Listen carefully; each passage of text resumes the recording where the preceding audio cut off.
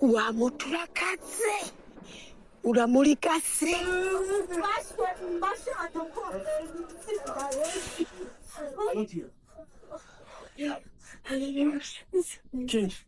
turagize ikibazo gikomeye cyane. Shitse nsanga bameze nabi babwiye ngo yareka arafungura hama yarinde cyane rwose sinzi icyabaye naje.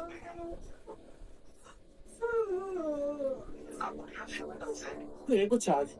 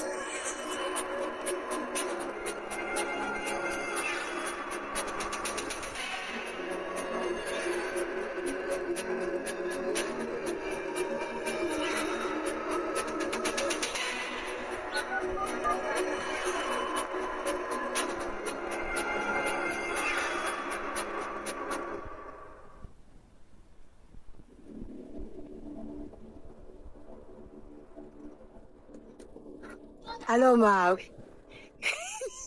We. Yo.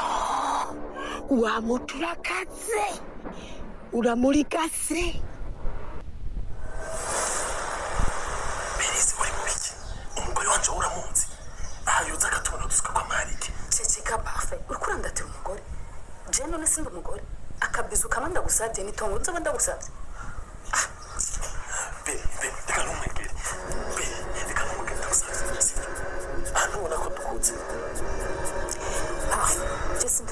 ukabuzi neza ko ufise ingabire yo gukina filme ukabuzi neza ko ufise ingabire yo gukina filme ari bariko barinjiza abakinyi bashasha aho bitubwire ngaho muri commentaire ubundi hama usige na nimiru zo kurondegwa ko ubundi uzi ushigwe mu gukina filme ndundi wowe wiyumva canke uzi neza ko ufise ingabire ukabuzi ko hari akantu wakinye canke ukabuzi ko koko nuwo gutestinga yosanga ufise ingabire yo gukina filme turakubwira ngo andika nimero ngaho muri commentaire ubundi ureke dukomereze kuyagira hamwe ivya filme ndundi eka nugumana nanje ntuzobura na bimwe uhakura waba ufise ingabire waba ufise ivyo ushaka kumenya kuri filme eka uwo bukunda abakinyi abana bariya hari byinshi uzomenyera ngaha nimba ufise rero ingabire yo gukina filme banza ufyondi ngaho kuri like aho kantu kameze nk'agatuki ubundi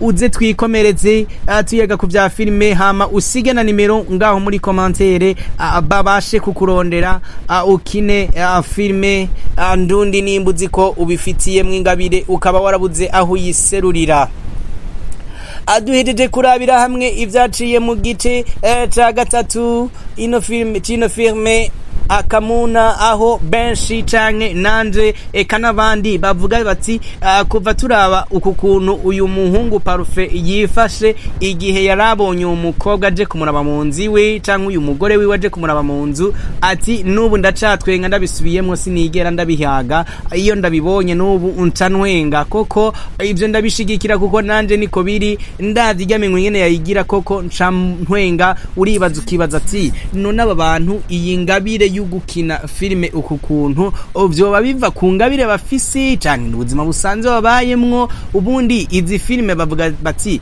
izi filme bazifata mwijoro bazifata mu buzima basanzwe bubayemo bushanzwe canke bigenda gute kumenga ni ibintu nyene tari ibintu wakinye ibire ni bimwe mu bigaragaza, ni bimwe mu vyerekana ko filime ndundi iri kiragera ku rundi rwego, iri kiragera ahandi hantu tudashobora kubona uravye ingene ibintu vyifashe, ingene bariko barakina, ingene bariko baravyifatamwo, urahita ubona neza ko aba bantu bari ku rundi rugero. Aho ni bamwe babandanya kubashima bavuga bati kuhaje kandi cyane. Turabandanya kuvuga ko iyi GN mu bakinyi benshi muri ko murabona muri no filme ari abakinyi benshi baheruka kwangajwa, siba mandi babimenyereye n'abandi bashasha bariko barinjira, aho tubona neza ko ingabire zo gukina filme bisigaye umenga ni kamere k'abantu, aho ubona ko ari ugukubita ko atari no kwiga. Aho turavuga muri GN, tukavuga no muri BMT, tukavuga no kwa Fanira Vini, aho mubona neza ko aba bantu bari mu bikorwa, bari mu kazi kenshi, bari mu kazi keza, ubona ko bariko bakora ibintu bazi kandi banakunda. Ukibaza muti none uyu mukinyi wacu ariwe King Sabasi kubera iki yamaza na sije zijanye n'ivy'Imana? Uyu mu King Sabasi aravuga ati je nkitangura gukina filme nabitanguye mfise ico nkeneye, usivye ko aho nsenga sanzwe senga, kandi uyu muntu akabandanya gushigirwa intahe n'abantu benshi ko asanzwe ari umusenga. Reka tuba vire imuzi n'umuzingo. Mbega King Sabasi avuka hehe? King Sabasi asenga hehe? Ivyo byo gusenga avyifashe gute? King Sabasi numwe mu bakinyi b'amafilme b'u Burundi. King Sabasi numwe mu bakinyi b'amafilme yatanguye kumenyekana mu myaka ishika 5 tumumenye. Uyu numwe mu bakinyi batanguye kumenyekana bakina neza kandi birenze ku rugero rurengeje, aho mu myaka y'imbere y'iyo myaka 5 hose wamubona ko ari umukinyi arenze. Aho twamubonye kera mu myaka yahera ari karakinana n'umukinyi ari we Kamikazi. Uyu numwe mu bakinyi bazanywe muri aka gakino, twovuga ko na Kamikazi babifisemwo uruhara mu bamwinjije, amwinjiza mu bintu by'ivuga butumwa. Ujye vuga butumwa rivugirwa mu mafirme. Nuko King Sabasi ntiyahemuka, abitwara kwa kundi nawe abasha kubandaniriza kuri hahandi Kamikazi yaragejeje mwivuga butumwa. Ugaca wibaza ngo mbega Mimi nawe ako turiko turamubona muri no filme akabasa no wahinduye bya bindi byivuga butumwa, akaba yigiriye mu guhanura ku by'ubwoko, ku by'amashengero, eka no ku by'igihugu. Ati ubu bwenge bwo babukura he? Mimi nawe nubwo tuzajya tuvuga ngo ni King Sabasi yamwindije, ariko birazwi neza ko mu filme bahuriyemwo bagiye guhura. Bamaze guhura, uyu Mimi nawe asanzwe ari mu bantu bemera canke bizera Imana. Baca bahurira mu filme, bamaze guhurira muri filme bavyitwaramo neza, kandi buri umwe wese acamenyera ko umwe ashoboye ivy'Imana n'undi ashoboye ivy'Imana, ahubwo baca bihuriza hamwe kugira ngo babashe gukora ibintu by'umuti kandi birenze. Nuko Mimi nawe akomeza gukina. King Sabasi akomeza gukina. Mu bihe byinshi byagiye birabahuza, bagiye barahuzwa n'amafilme menshi. Aho turavuga amafilme menshi nka Yandahazi, uravuga amafilme ya agatsirikwa ntigahere nubwo atabonetsemwo. Barahuriye muri filme nyinshi ya zo kwa Mimi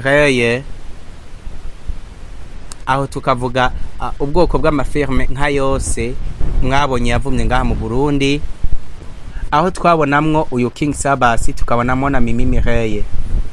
Izo filme ugiye kuziraba kenshi iciyumviro caba gishingiye ahandi, ariko ugasanga bariko bavugiramo ubutumwa. Reka ntituvuge kuri Mimi cyane, kuko Mimi afise ibyo tuzomuvuga ko byinshi mu bihe biri imbere. Ariko King Sabasi aboneka muri no filme nk'umuntu ariko aravuga ubutumwa, aho twamubonye ariko arasengera umuntu muri no filme. Bica bitanga isura nyabaki. King Sabas ni umwe mu bakinyi bariko barashaka kwerekana ko Imana ikibaho, ni umwe mu bakinyi bariko barashaka kwerekana ko Imana igikora, bidashingiye ngo ni pastor yakoze, bidashingiye ngo ni dadi yakoze, bidashingiye ngo ni n'abasenzi basenze, ariko ashaka kwerekana ko buri umwe wese mu kigera arimwo ivyo wowe urimo vyoba bibi canke vyiza, bivuga ngo Imana irakubwira ko nawe ubwawe ukwiye gusengera ahantu uri, birakubwira ko udakwiye kwizera ngo ni nakasenze, ahubwo ukwiye kwizera ngo Imana ni iki, ahubwo ukwiye kwizera ngo gusenga ni biki. Nimutangaje nuko umenga biriko birazanamo inguvu nyinshi zo gusenga, biva ku mutima uyu muhungu n'uyu mukobwa umuraba bafitiye Imana. Ivyo ni bimwe mu byagaragaye aho Mimi Mireille muri live yakoze hirya yejo yabashije kuvuga ati jewe hariho ibintu bidashobora kuncika mu gihe cyose naho niko ndaronka akajye ko kuvuga, nta kindi kintu numva novuga atari kubabwira ko Imana ibakunda kandi ishaka ko muheba ibyaha. Ati gihe cyose muzombona ndiko ndavuga muzomenye kwico kintu cyose muzokwama mucumvamwo. Ati kuko nabonye aho Imana yankuye nkibuka ko nabaye mu bihe byo kutagira abantu mbwira, tuba Imana yampaye ishengero mbwira, siho noca ndababwira ibipfa mutima, ahubwo nzobabwira ivy'Imana ishaka ko mvuga kugira ngo bamwe canke babiri babashe gukizwa canke babashe kumva ko Imana ikibaho canke Imana igikora.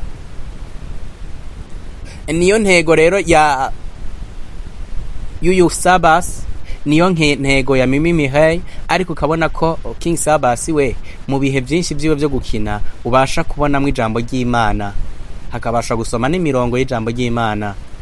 Mimi Mireille aho ibikino byiwe byinshi biba ari iby'intahe n'amarira y'ivy'Imana yamukoreye. Ivyo rero ivyiyumviriye urahetse ukibaza ngo Mimi Mireille n'uyu King Sabas bahujwe n'iki? Utibo wabahujwe n'ishengero, utibo wabahujwe n'iki? Ni Mimi Mireille basanzwe bavuka mu ntara imwe na King Sabas, aho ni mu gihe basanzwe bavuka hamwe na wa mukinyi mukuru nyene twatanguye kuvuga. Reka tubandanye kuba kuri filme yacu, kuko ivyo mwatubadide byinshi, mwaratubadide ngo filme zo mu Burundi uno mwaka ziko zirakinwa cyane, ngo ninde wa mbere ninde wa kabiri. Iyo nyishu muyitege mu kiganiro gikurikira, iyo nyishu muyitege mu kiganiro gikurikira, tutari umunwa, tutavuze ngo dukunda ubucankuriya, tutarabiye hana hariya, tuzobabwira mubashe kumenya biciye mu biganiro canke mu batanga ama award, mu batanga ubushimwe bw'amafilme canke abakinyi b'amafilme, uko batondeka canke uko babonye ingena abantu bakunda aba bakinyi babasha kubivuga kenshi. Tuzobandanya kubavira imuzi n'umuzingo, tubabwire muri no 2026 ninde mukinyi wa mbere, ninde mukinyi wa kabiri, ninde mukinyi wa gatatu kugera ku w'icumi. Ntubashe kuvana natwe, ubandanye kugumana natwe, tuzobabwira amateka y'umwe wese ingena ariko aravyitwara muri 2026. Ninde abasha kwandika izina, muzomenya muti ninde mukinyi arenze uwundi. Ko kutararengana nka ugeze kwino saha, ninde woho ikibanza ca mbere, ninde woho ikibanza ca kabiri muri kino kiringo tugezemwo. Uko bibona nuko vyiyumvira, ninde woho ikibanza ca mbere, bandanya kutubwira ngaho muri commentaire, hama twikomereze. Ino filme rero yacu Akamuna ni filme iri kiraboneka nk'ihanura kuba jene, eka kuba pastori, kuba senga, aho tubona ko abantu benshi ubu basigaye bavuga ngo Imana ntikiraba inyambaro, ngo Imana iraba umutima. Ego koko turazi ko Imana iraba umutima, ariko iraraba n'inyifato yawe ugira kwishingira intaha Imana, kuko ivyamwa twama nivyo bishingira intaha basigaye hariya, bakabasha kuvuga ngo nanje noja gukurikira bariya kuko mbona ko hari nezi barimwo. Ariko weho ugaca ushaka kwitwara uko wishakiye ngo Imana iraba umutima. ego nivyiraba umutima, ariko iyo nyambaro niyo nyifato yawe mbi izotuma abandi basigaye hari inyuma batagukurikira. Mugi gihe witwaye kwa kundi Imana ishaka na kwa kundi ubona ko abantu baguhana ngo genda kurya, bizotuma n'abandi bari basigaye batarakizwa baza gukizwa. Ariko igihe izitwara nabi kose bizotuma wirukana n'aboje gukizwa. Ivyo rero jewe nawe turashobora kubiraba ukamenga n'ububeshi, ukamenga n'ukubagwanya. Akoko amategeko y'idini ni mabi kandi arajyana umutima, ni mabi kandi ntawo yagendera nkuko bikwiye. Ariko iciri jambo ry'Imana ritubwira ryo riratubwira ngo nitumenye ingene tugenda, duharure intambako zacu, duharure no mu mvugo zacu, twumve ko imvugo zacu zirimo guhimbaza Imana, zirimo igituma abantu boza gukizwa. Tubashe kwiyumvira ngo nimbi ndiko nditwara uku abantu barashobora kuza gukizwa nkuko noba ndavyipfuza. Kuko nimba ushobora gukiza ubuzima bwawe bukirukana abakristo, uzomenye ko uri umupagana aho usumbya na shetani. Nimba ubuzima bwawe uzobona ivyo ukora hari umuntu avuga ngo ndamubonye ameze kujya namba nari nkije nopfuma ndabiheba, uzomenye ko usumbya na shetani. Hari gufuma haboneka shetani hako haboneka wewe. Ivyo rero ushobora kuvyumva nkaho umenga ni mikino, ivyo rero ushobora kuvyumva nkaho umenga ni biyago, ariko ijambo ry'Imana ivyo ridusaba no kugenda uko Imana ishaka ko dushaka kwigenda ko tugenda. Ariko ijambo ry'Imana ivyo ridusaba si kugenda uko twe dushaka kugenda. Hariho ivy'Imana yipfuza. Banza wibaze, mbe Yesu kubera ko atajanye n'amajambere yaragezeho ico gihe, mbe Yesu ko atajanywe patagiriye ku majambere yaragezeho ico gihe yaragezeho, koko yabonetse mu gihe c'amajambere y'ico gihe. Ariko ni hehe mwigeze mwumva handitse ko yoba yaragendeye mu ngeso canke ukungene abantu b'ico gihe bari bifashe? Hagira utubwira muri commentaire wo murongo aho yawusomye, hama dukomeze.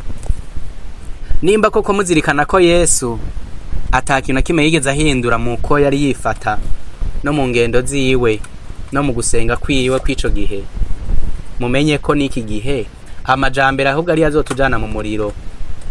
Kwiyitirira ubwenge bwacu dufise tukumva ko Imana itaraba akahise cyangwa irabe ngo kera hari hameze uku none ubu naho hameze uku. Mwibuke ko mwijuru utazobwira Imana ngo namajambere ati nimba abamarayika bambara ibigira ku birenge, jewe sinzigira ndavyambara, nzambara izigera aho nshaka. Ni hahandi uzoba ubaye umugararije mwijuru ukisanga wabaye umunyabyaha nkuko bikwiye. Ivyo ni bimwe mu bikubwira ko ibyo turiko turabona n'ibyo turiko turabwirwa muri kino gihe bishobora kutuzimiza, bivanye nuko twe dushaka kugendera ku byo twibwira ko ari amajambere, ariko ayo majambere ugasanga nayadusubiza inyuma mu by'Imana eka no mu by'isi.